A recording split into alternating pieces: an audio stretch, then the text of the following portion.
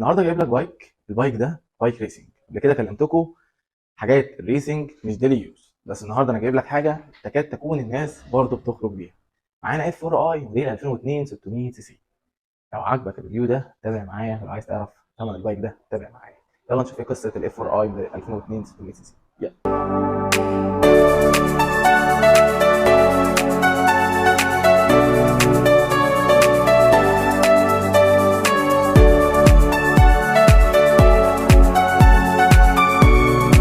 هوندا بدأت سلسلة سي بي ار من أول 1987 بالإف والإف 2 والإف 3 والإف 4 لحد الإف 4 اي اللي هو بدأ من أول 2001 لحد 2006 زي اللي قدامكم ده اللي احنا هنعمل عليه ريفيو. بعد كده وقف تصنيعه لحد 2011 ورجع تاني بدأ يعمل اف من اول وجديد بشكل جديد، بشكل طبعا احدث وجديد كبسول. البايك اللي قدامكم ده المحرك بتاعه 599 سي سي، الهورس باور بتاعه 109. هنا التانك بتاعه 18 لتر. وزن الموتوسيكل عندك هنا 200 كيلو، اعتقد 200 كيلو، اعتقد دي حاجه كويسه. بايك برضو تقيل على الارض. بالنسبه للتوب سبيد 249 دي على حاجه. البايك ال 600 ده جابها على الطريق طبعا مع العوامل الجويه والهواء، الحاجات دي اللي احنا عارفينها. طبعا مع السيرفيس والصيانه بتاعتك لازم عشان تجيب رقم زي ده تكون مصاين البايك بتاعك صيانه دوريه كويسه وتكون مهتم بالبايك بتاعك. يبقى زي ما اتفقنا الهورس باور بتاع المحرك ده 109. المحرك انجكشن. هنا بتتكلم في وزن 200 كيلو، التانك بتاعه 18 لتر. توب سبيد بيجيب معاك هنقول ما يعادل ال 249. الاكزوست اللي موجود في البايك ده اكزوست الستوك بتاعه. البايك ماشي 56215. التبريد بتاع البايك طبعا تبريد ميه. المحرك انجكشن. الفرده الاماميه 120 70 17 زي ما انتم شايفين كده. الفانوس المتصل، الهوايات زي ما انتم شايفين طبعا عشان بتساعد على الاتزان وانت بتجري طبعا بالبايك. السكرينه متفيمه كده زي ما انتم شايفين. مساعد خلفي واحد.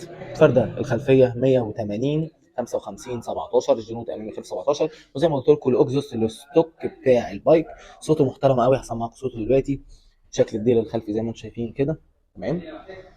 وده شكل القربه من الجهه دي زي ما انتم شايفين. عايزين بقى نسمع صوت البايك. تعالوا بقى نسمع الصوت بتاع البايك ونشوف، عشان المحرك هنا بصراحه من وجهه نظري انا هو حاله نظيفه. بسم الله. البايك الصوت العلبه الستوك زي ما اتفقنا تمام. الصوت ما شاء الله الله اكبر.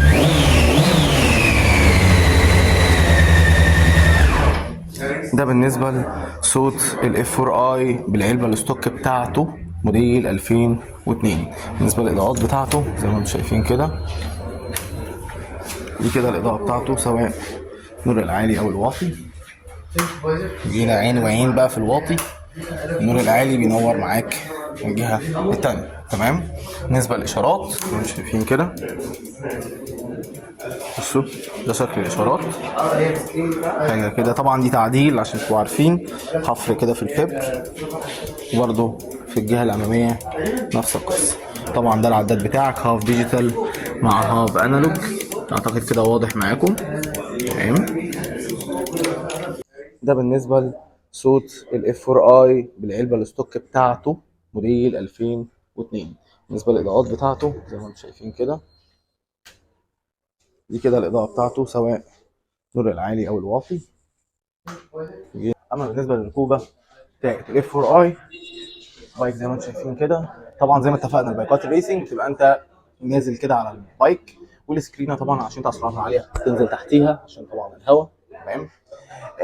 احب اصارح الناس عشان الناس برضو لو ما عندهاش خلفيه، البايكات الريسنج في السفر او في الطرق الطويله بتتعب لك القطنيه جامد جدا.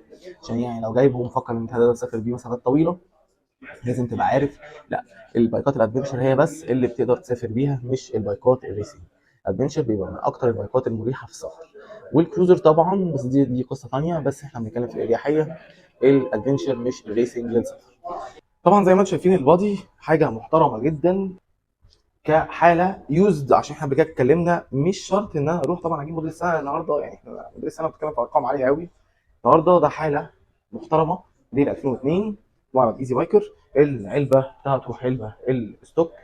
يعني حابب بقى تروش انت بقى تاخد البايك تعدل بقى علبه تروبوفيك، علبه براذر، علبه يوشيمارا. موضوع طبعا رجله ليك في الاول والاخر، بس هو صوته اعتقد ان هو مش محتاج ان انت تغير العلبه. البايك ده سبورت. ايه الفرق بين السبورت والعادي؟ الست هتلاقوا بصوا منفصل كده زي ما انتم شايفين. محرك هنا في الموتوسيكل الاف ار اي 600 سي سي، طبعا تبريد ميه. المحرك انجكشن. تاني ارجع بس اقول لكم حاجه كده سريعه، البايكات الريسنج انا من واحد من الناس، يعني الفيدباك اللي اقدر اديها لك ان انت سكوتر او بايك صيني 150 سي سي او 200 سي سي جوه البلد افضل 100 مره من ان انت تركب لي بايك ريسنج سواء 600 او 1000. فدي حاجه طبعا راجعه عليك في الاول والاخر. طبعا ارقام التليفونات واللينك بتاع ايزي بايكر تقدروا تتواصلوا مع المعرض بكل سهوله وبساطه. ولو عندك اي استفسار دي تحت في الكومنت صدقني هرد عليك. ده كده كان ريفيو سريع عن الاف 4 اي من شركه هوندا. اتمنى انكم وفقتكم حتى 1%. اشوفكم ان شاء الله الريفيو الجاي. سلام.